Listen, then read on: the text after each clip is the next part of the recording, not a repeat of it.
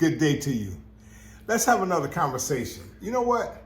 I have been wondering for years, why is it so difficult for people to maintain healthy relationships?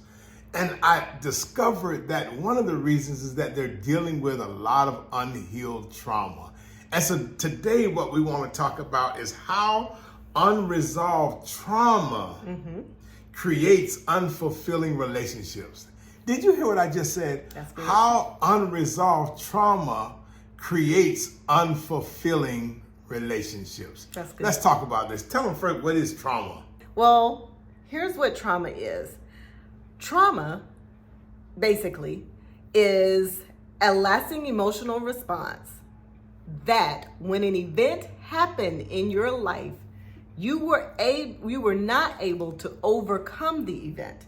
As a result, you have a long-lasting emotional response that shows up anytime your body feels, because our body holds on to it, a certain way. That emotional response now shows up. Basically, here's how I like to put it in a nutshell.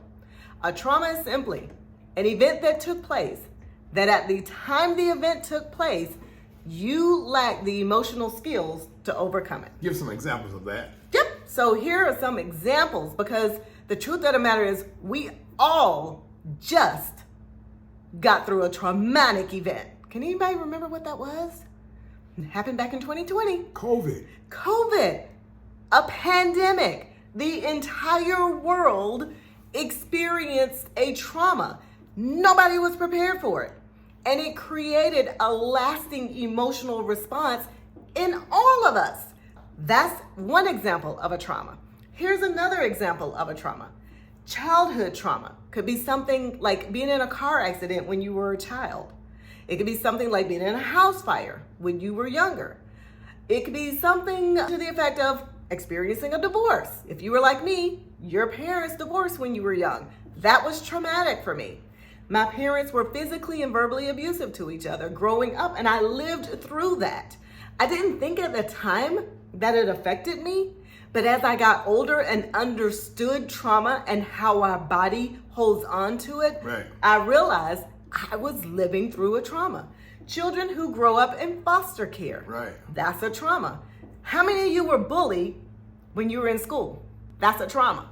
Remember, a trauma is simply an event that when it takes place, we lack the emotional capacity. We don't have the emotions that we need to be able to overcome the event at the time it happens. Now, let me give a few more examples of what trauma is, because sometimes we sort of overlook some of the things that are even more major. Some things such as rejection. There were kids as youngsters who felt rejected, who felt like they were the black sheep of the family. That's traumatic. There were people who were molested by a family member or someone else. That's traumatic. There are people who have dealt with just physical abuse, being cussed out. Whether you know it or not, that's traumatic. And you're holding on to that, especially if you haven't gotten proper therapy, proper healing for that particular situation. And so here's what we're going to talk about today, because I need you to hear me on this. Some people have been trying to figure out why they haven't been able to have a healthy relationship. People are like, man, just keep picking the same type of people over and over again. And the thing about it is, they're saying, I can't have a healthy relationship. Well, let me let you in on a secret. Don't tell nobody I told you this, though. I'm going to give you a little secret. Listen to me now. Healthy relationships are difficult for unhealed people. Can you say that? I'm going to say that for the person in the back. Healthy relationships are difficult for unhealed people.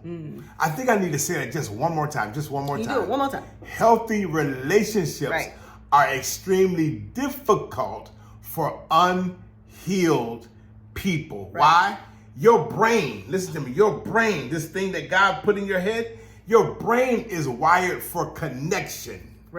Your brain wired for connection, but what trauma does, trauma rewires your brain for protection. Right. Did you hear what I just said? I'm going to say it one more time for the people in the back. Your brain is wired for connection. But when trauma happens, trauma rewires your brain for protection. Right. And now, say for instance, if you felt rejected as a child, or they took your voice, they didn't listen to you when you were coming up. It's like mama kept saying, just be quiet, stop asking all those questions. Now, when you're in a relationship and you feel like they're not listening to you, all of a sudden now that trigger causes you to feel like, wow, this is why I can't have a healthy relationship. Now, these triggers cause you to feel like, here we go again. And it's all because of unhealed trauma. Right. And now we start looking at people instead of trying to figure out a way to connect to them. We look for ways to avoid people. We look for ways to avoid connections with people. Right. And we look at people in such a way that let me protect myself. Exactly. Because not you might, but you are going to do something that's going to hurt me. Now we automatically put up this shield or Right. this fence or these towers that hold us in place to protect us, but really they're holding you in place to keep you held captive by what you experience in your trauma. And the thing about it is a lot of times people are also trying to figure out, why do I keep picking the same type of people Over and over. And a lot of times the reason being is because you're picking people based upon who you really are, because we generally attract who we are. Speaking from experience, I attracted unhealthy people when I was unhealthy. That's the real truth of the matter is. The truth of the matter is we generally are going to attract who we are. And so we attract people who don't respect us, and that might be because we don't have that kind of respect for ourselves, and I'm just talking in general, or we attract people who are sort of, I don't want to use that word, but anyway, we attract people who abuse us, right? Okay. And it's because we may have felt like we were abused as a child, and so we continue this cycle of hanging around people who have done things to us that caused us to be at a place where we are picking the wrong type of people. Right. And we have to remember that if you grew up in America, you grew up in dysfunction. Of some sort. Of some sort.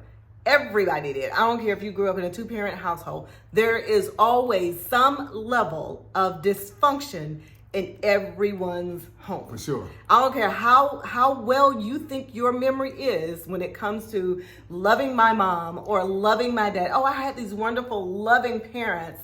That may very well be true, but there was some level of dysfunction in your family. And so our foundation of what relationships and love looks like is built upon What we've seen, what we grew up with, what we know to be true about love and relationships. And I tell people all the time, you teach people how to treat you. For sure. You teach people how to treat you. So if you're one of those people that you keep attracting a certain type of person, I'm not questioning you about the people you choose. I'm questioning you about the person you are. And the thing about it is, it's so critical. It's so critical for you and I to take a look inside of us and think about, what did I experience that was traumatic? Mm-hmm. What have I continued to overlook Right. in my life As the that red I flags. feel as if I've gotten past it? Because here's my story. My parents used to fight. They used to fight physically. It wasn't all the time, but it was enough for us to remember. And so my brother and I were on the phone one night when we were in our 40s, and we started talking about our childhood, and we hit a trigger that caused us to like, wow, man, crying. Wow, this is amazing. Because we thought, because we were grown, that we were healed, that it didn't have no effect on us, the fact that we had to go break up fights. Watch this now. Here I am, a grown man, just realizing in my 40s that I was carrying baggage that wasn't even my own. And so prior to that, I had to figure out, that's why I never had a healthy relationship. That's why I probably was always blaming somebody else, because of the fact that I was dealing with trauma, but wanting to blame somebody else for what has transpired. And the truth was, I was carrying baggage that wasn't even mine. Right. And I ended up carrying that baggage in my 40s. And listen to me, and prior to my 40s, I never had a healthy relationship. Why? Because unhealed people have a hard time having a healthy relationship. So listen to me, people. Whatever you do, take inventory of what have I experienced that was traumatic. How was my childhood? How was going to school? What was I being bullied? You have to analyze all of those things and say to yourself, well, you know what? I may need to get healed before I try to continue in a relationship, because if I don't get healed, all I'm going to do is bleed on people that didn't cut me. That's right. And so think about it this way. If you want to move forward and you want to have healthy relationships and you want to build connections that matter, connections that build you up, empower you, connections that make you feel strong, connections that allow you to go out and to give to others, the first thing you're going to have to do is heal yourself. Heal yourself. Because again, unhealed people have a difficult time having a healthy relationship. Y'all be blessed. Until the next time, we are the Red Flag Coaches. Tracy Knighton. And Lawrence Knighton. See you later.